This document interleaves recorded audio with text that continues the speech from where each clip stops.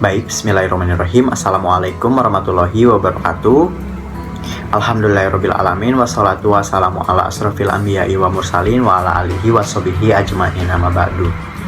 Yang terhormat Ibu Wiwin Herwirna selaku dosen pengampu mata kuliah identifikasi kebutuhan belajar kurikulum.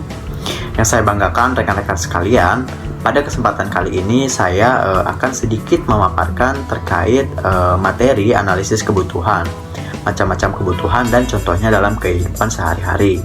Sebelumnya izinkan saya memperkenalkan diri.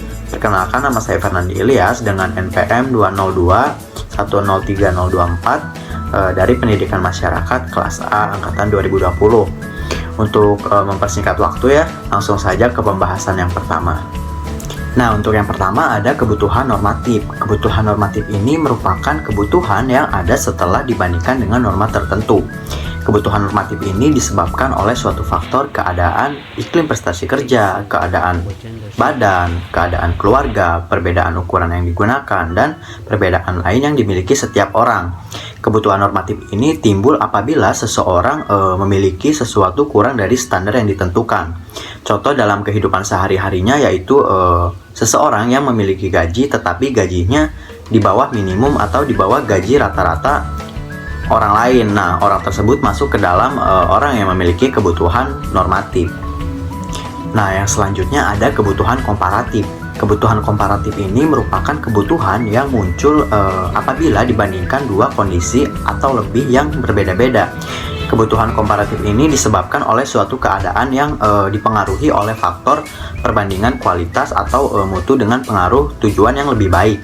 Kebutuhan komparatif ini timbul apabila seseorang yang tidak menerima pelayanan karakteristiknya sama dengan orang yang menerima pelayanan. Misalnya saya ambil contoh di sekolah saya terdapat perpustakaan dan laboratorium yang lengkap untuk praktek, sedangkan di sekolah tetangga tidak memiliki perpustakaan dan laboratorium yang lengkap. Lalu misalnya di sekolah saya menyediakan buku-buku yang lengkap juga. Nah, di sekolah tetangga tidak menyediakan buku yang lengkap, seperti itu.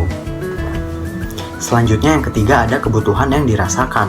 Nah, kebutuhan yang dirasakan ini disampaikan saat ditanyakan keperluan atau keinginannya saat itu.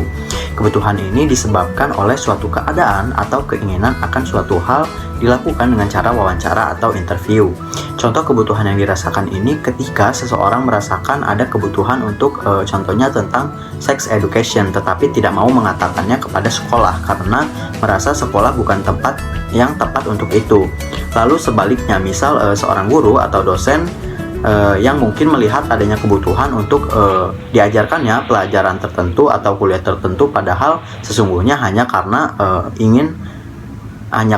dosen atau guru tersebut ingin mengajar mata kuliah itu.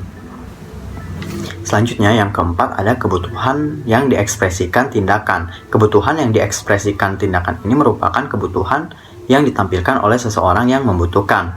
Contoh kebutuhan yang diekspresikan tindakan ini misalnya seseorang membutuhkan bahan bakar untuk kendaraannya, kemudian dia antri untuk membeli bahan bakar tersebut. Lalu misal jumlah pendaftar di suatu sekolah tertentu melebihi kapasitas bangku yang tersedia. Lalu ada seseorang yang berbicara terkait kebutuhan kelas baru itu.